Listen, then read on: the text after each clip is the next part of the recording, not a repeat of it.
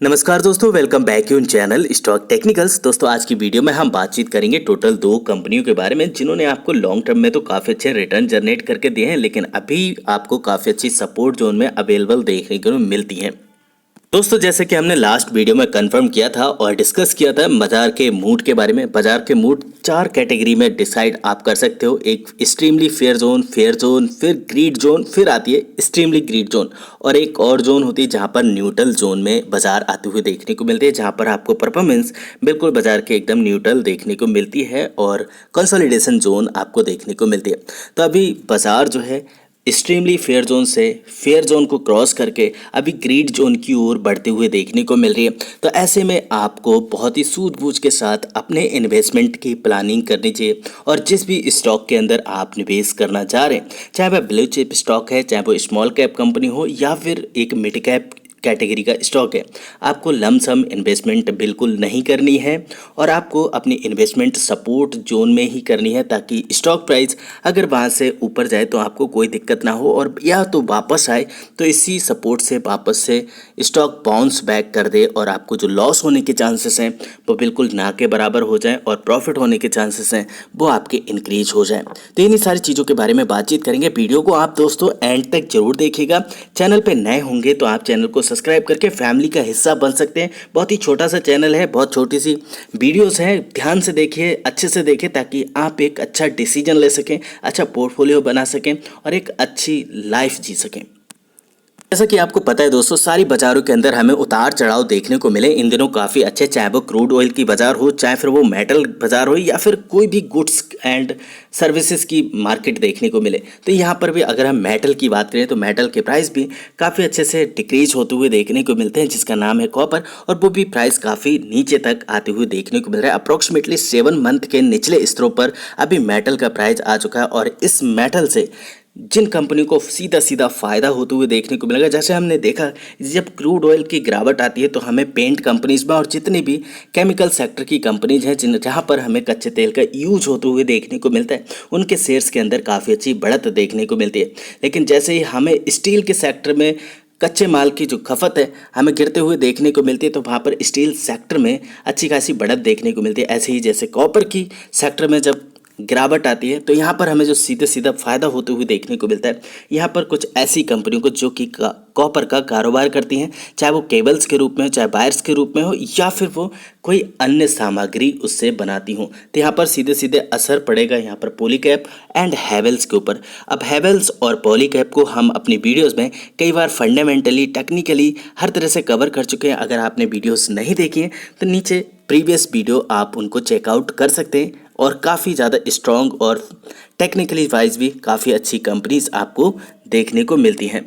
तो यहाँ पर कुछ एक्सपर्ट का कहना है कि यहाँ पर जो पॉलीकैब इंडिया है एंड जो हैवेल्स है, यहाँ पर एक आपको शार्प मूव देखने को मिल सकता है इस फेलिंग मार्केट में, जहाँ पर कॉपर के प्राइस फॉल हो रहे हैं। इस बाज़ार के अंदर हमें दो कंपनियों के अंदर काफ़ी अच्छी अपसाइड देखने को मिल सकती है। सबसे पहली कंपनी की बात की जाए, यहाँ पर आपको हैवेल्स इंडिया देखने को मिलती है। फंडामेंटल वाइज काफ़ी ज़्यादा स्ट्रॉन्ग कंपनी देखने को मिलती है, एक कंसिस्टेंट कंपाउंडर आप इस कंपनी को मान सकते हैं। और लॉन्ग टर्म के अगर रिटर्न की बात करें तो कंपनी ने आपको अप्रॉक्सीमेटली 64,291% के मल्टी बैगर रिटर्न भी दिए हैं। अगर बातचीत की जाए एक साल की, तो एक साल के अंदर आपको 18% अप देखने को मिलेगा, लेकिन ईयर टिल डेट में आपको अभी डिस्काउंटेबल प्राइस पर देखने को मिल रहा है। और 6 महीने की बात की जाए तो यहाँ पर भी आपको एक डिस्काउंटेबल प्राइस पर देखने को मिल रहा है।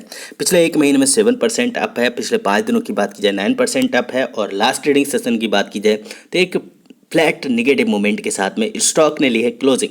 अगर सपोर्ट की बात की जाए तो यहाँ पर सबसे पहला सपोर्ट 1200 का निकल के आता है, जो कि 1200 के इर्द गिर्द ही स्टॉक हमें ट्रेड करते हुए देखने को मिलता है। नेक्स्ट सपोर्ट की बात की जाए 1150 रुपीज़ का, और अगेन यहाँ पर 1100 का एक सपोर्ट देखने को मिलता है। अगर बाजार के अंदर सेंटिमेंट मंडे को चेंज होते हैं और नेगेटिविटी बनती है, क्योंकि 2-3 दिनों से कंटिन्यू बेसिस पर हमें तेजी आते हुए देखने को मिलती है, और प्रॉफिट बुकिंग के चलते स्टॉक अगर आपको इन लेवल्स के ऊपर देखने को मिलते हैं तो आप शॉर्ट टर्म के लिए या फिर आप लॉन्ग टर्म के लिए इन कंपनियों के ऊपर बैट कर सकते हैं। लेकिन लॉन्ग टर्म में आपको एक चीज़ नोट करनी पड़ेगी। अगर हम 1 साल के रिटर्न देखें तो कंपनी ने आपको 18% के रिटर्न दिए हैं। अगर आपको आने वाले 1 साल में कुछ इस तरह के रिटर्न देखने को मिले, अगर आप फ्रस्ट्रेशन में ना आए, तो ये कंपनी आपके बहुत काम की हो सकती है, क्योंकि लॉन्ग टर्म में कंपनी का परफॉर्मेंस आपको बहुत ही ज़बरदस्त देखने को मिलेगा। बात कर लेते हैं दोस्तों यहाँ पर सेकंड कंपनी की, जिसका नाम है पॉलीकैब इंडिया लिमिटेड, और ये कंपनी भी अपनी सेक्टर की लीडर देखने को मिलती है वायर्स एंड केबल्स के मामले में। एंड लास्ट ट्रेडिंग सेशन की बात की जाए तो यहाँ पर भी हमें 2% की अप्रोक्सीमेटली नेगेटिविटी देखने को मिली है। पिछले 5 दिनों की बात की जाए तो एक फ्लैट पॉजिटिव मूवमेंट के साथ स्टॉक कामकाज करते हुए देखने को मिल रहा है। पर मंथ में 5% डाउन है, 6 मंथ की बात की जाए 12% डाउन, एंड एयरटेल डेट में 10% के डिस्काउंट पर देखने को मिल रही है। 1 साल की बात की जाए तो आपको 13% के रिटर्न देखने को मिले। तो मैंने पहले ही कहा कि अगर आपको 1 साल के अंदर कुछ इस तरह के रिटर्न देखने को मिले दोनों ही कंपनी से, तो बिल्कुल आपको फ्रस्ट्रेशन होनी नहीं चाहिए, क्योंकि जब से कंपनी लिस्ट हुई है, अगर हम तब से रिटर्न की बात करें तो अभी तक आपको अप्रॉक्सीमेटली 242% के अच्छे खासे रिटर्न जनरेट करके दिए हैं जब से कंपनी लिस्ट हुई। और लिस्ट हुए कंपनी को ज़्यादा दिन नहीं हुए, इसके बीच में ही हमें कई बार गिरावटें भी कंपनी के अंदर आते हुए देखने को मिली है, और कंपनी काफ़ी दिनों से इसी जोन में स्ट्रगल करते हुए देखने को मिल रही है। कंपनी के निचले स्तरों की बात की जाए तो सपोर्ट यहाँ पर एक साइकोलॉजिकल सपोर्ट है जो कि 2000 रुपीज़ का है, एंड ऊपरी स्तरों पर देखा जाए तो 2800 का अभी भी कंपनी के पास में रेजिस्टेंस बना हुआ है। एंड मार्केट कैप की बात की जाए आपको 33,000 करोड़ की मार्केट कैप देखने को मिल गई, बैरास 39 के पी के ऊपर स्टॉक ट्रेड कर रहा है। अब यहाँ पर दोस्तों मैं आपको एक चीज़ और बताना चाहूँगा, कैसे एनालिस्ट के व्यूज़ चेंज होते हैं। आप कई बार यूट्यूब वीडियोस भी देखते होंगे जहाँ पर लोग आज आपको कहते होंगे स्टॉक को बाय कर लो, कल आपको बोलते होंगे स्टॉक को चेंज कर दो और इसको दूसरे स्टॉक के अंदर रिप्लेस कर दो, अपनी मनी को यहाँ से स्टॉक बेच के आप निकल जाओ।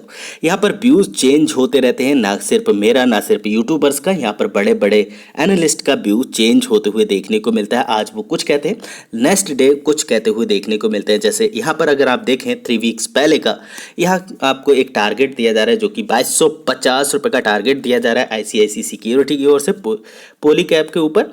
एंड अगर बात करें सेकेंड कॉल की तो यहाँ पर 2335 रुपए का एक टारगेट दिया जा रहा है, जो कि कल की ट्रेडिंग सेशन में ये भी आपको इकोनॉमिक टाइम्स के ऊपर छपते हुए देखने को मिली खबर, और सेकंड खबर भी आपको इकोनॉमिक टाइम्स के ऊपर ही देखने को मिली, लेकिन व्यूज़ यहाँ पर आपको चेंज होते हुए देखने को मिल रहे हैं। और लास्ट वीक की बात की जाए तो यहाँ पर भी ICICI सिक्योरिटी की ओर से ही टारगेट दिया जा रहा है, और वो भी 2500 के ऊपर ही दिया जा रहा है। और न्यूज़पेपर की बात करें तो ये भी आपको इकोनॉमिक टाइम्स इंडिया के ऊपर ही छपते हुए देखने को मिलेगा।